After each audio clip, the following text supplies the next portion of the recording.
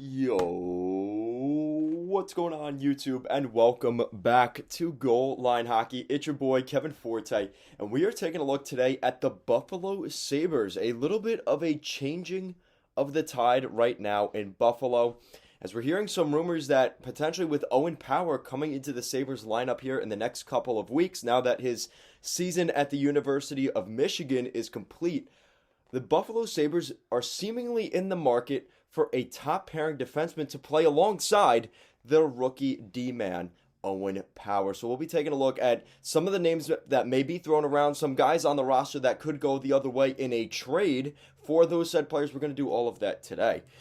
So this is the report. Buffalo Sabres general manager Kevin Adams is rumored to be browsing the trade market for a D partner for Owen Power.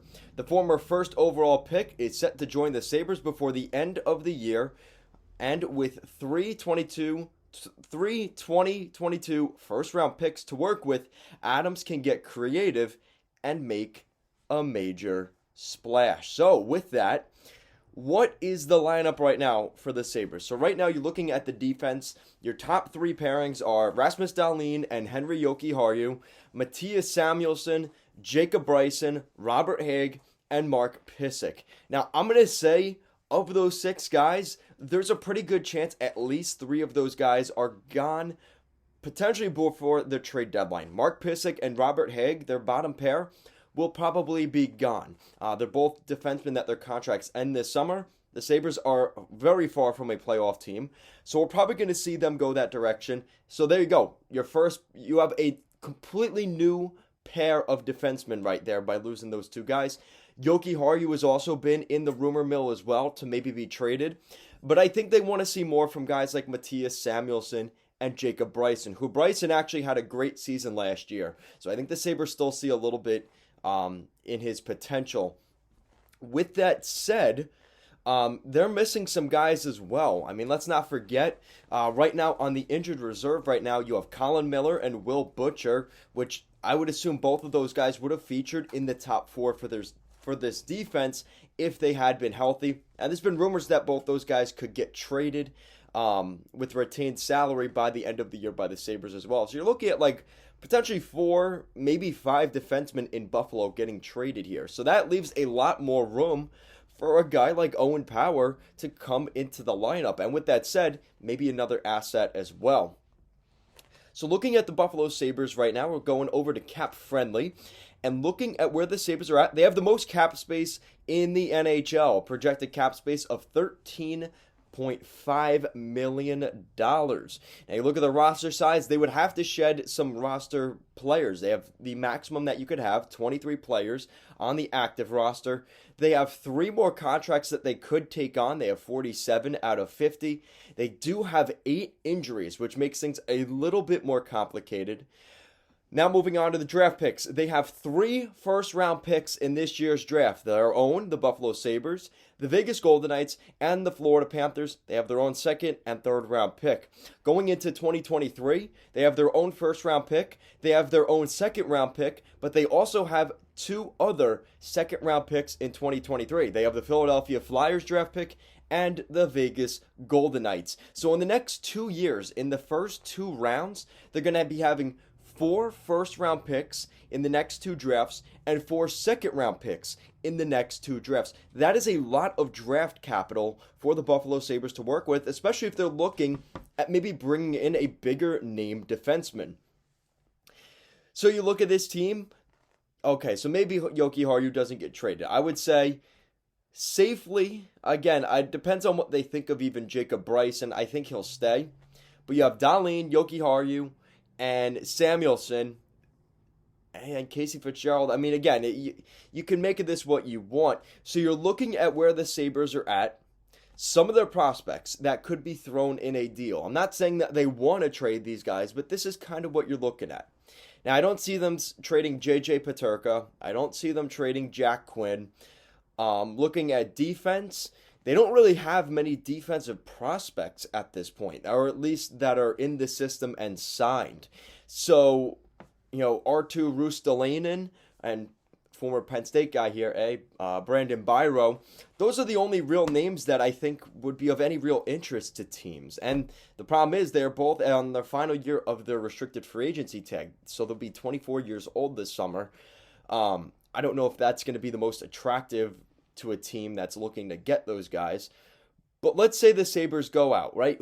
So with what they have, and preferably it's going to be those draft picks that they have, the 3 firsts this year and the 2 seconds next year, what can they do with that? So there's a couple different ways that the Sabres can attack this. The first way is you look at the trade deadline, which is coming up in the next week for you guys. Jakob Chychrun is the name that a lot of people are talking about. And I really think he's going to end up going to the Los Angeles Kings. I think they have the assets they each have assets that they want from each other. And they really like Gabe Vilardi. And the problem is, if you're the Sabres, if you're trying to compete for a Chychrun trade, you're going to have to give up JJ Peterka or a Jack Quinn. Because that is kind of what you're looking at here. And it might even be a Rasmus Dahlin. And I don't know if they want to take away from the defense they already have. So Chychrun sounds great on paper. It's going to cost you a lot of assets. He's going to have a really good salary, which is nice. He has a very low cap hit on his salary. The Sabres don't necessarily care about that right now, but when they become a playoff team, that could make a difference. So you bring in Jakob Chychrun. Yes, you're giving up those first and second round picks. That is absolutely going to be on the table, but you have somebody to play with, Owen Power, at the end of this year and into the fall of 2023, or into the fall of 2022. So that's the first option. So it doesn't seem the most likely, again, because of where the Sabres sit right now, but that's one way to attack this. The second way to attack this is you wait till the summer. And there's 2 different ways you wait till the summer. The first one is on the draft floor. Now, let's say Jakob Chychrun isn't traded yet at the end of this season. Let's say he doesn't get traded at the deadline, which I think there's a strong possibility that he doesn't.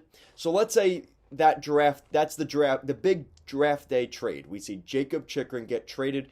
Teams know where their draft picks are. A team that might have been in the draft lottery is willing to give up their 7th overall pick, kind of like what we saw last year between Vancouver and Arizona. They make the big Oliver Ekman-Larsson trade, but they wanted to know where they were sitting on the draft floor.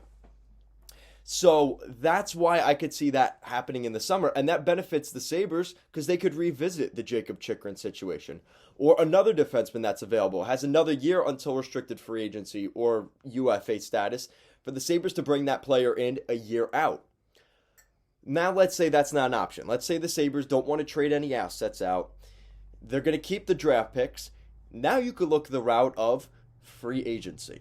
Now, free agency is a very interesting situation for most teams because unless you know exactly what you're getting, you really have to be careful. Now, here's the thing for the Sabres, too. They are not the most attractive franchise right now in the NHL, considering the way things were handled with the Jack Eichel situation and the way there was just a lot of personal bad blood between the organization and a player. That did not benefit their public relations across the NHL. So I don't know how many players are necessarily going to be lining up to play for the Sabres, who have finished in the bottom 10 of the NHL for pretty much the last decade. And they currently hold one of the longest playoff droughts in the league. So does that sound like the most attractive place to play? Well, there's another way to look at this. If you're the Buffalo Sabres, you look at what the Oilers did to some extent with Connor McDavid. They were able to lure guys in free agency because you were going to be promised to be playing with a certain player. Now, if you're promised to be playing with one of the former first overall picks, Rasmus Dahlin or Owen Power, maybe you'll get a veteran on the free agent market that's willing to say, you know what? I want to make my money. The Sabres will give me my money. And I'm going to be able to play with these young guys, mentor them, and be part of the building process of an organization. And it's only a certain type of player that's willing to do that, especially if they're leaving the certain situation they're in. They're looking for a better opportunity. They're not going to want to go to a similar opportunity and just move places, or unless they're really sold on Buffalo. And that, it's hard to do with what we've seen so far throughout the organization. So the Sabres are in a spot where you're probably looking at a big free agency. The question is, what do they do with that? Because again, we remember they've tried to do this before in Buffalo. You remember the year they brought in, I'm trying to remember, they brought in Chris Drury, right? They brought in Chris Drury. They brought in Christian Ehrhoff. They brought in all these guys in free agency, and it kind of blew up in their face. And they were a good team for a year or two, but other than that, they had these really long contracts they couldn't get themselves out from under. Danny Briere, another example of that, right? So, again, I think the Sabres really have to evaluate, are we just going to throw money at the problem to fix it? Because truthfully, that doesn't work. And we've seen that with the Philadelphia Flyers trying to do that. The Minnesota Wild, when they brought in Zach Parise and Ryan Suter, that didn't work either. So the Sabres is going to be interesting, though. The fact that they are looking at certain names out there, we haven't heard them really tied to any of those names. I just brought up Jacob Chikrin for the purposes of he has a longer-term deal. But if you're looking at guys in free agency, it's going to be a lot of different names out there.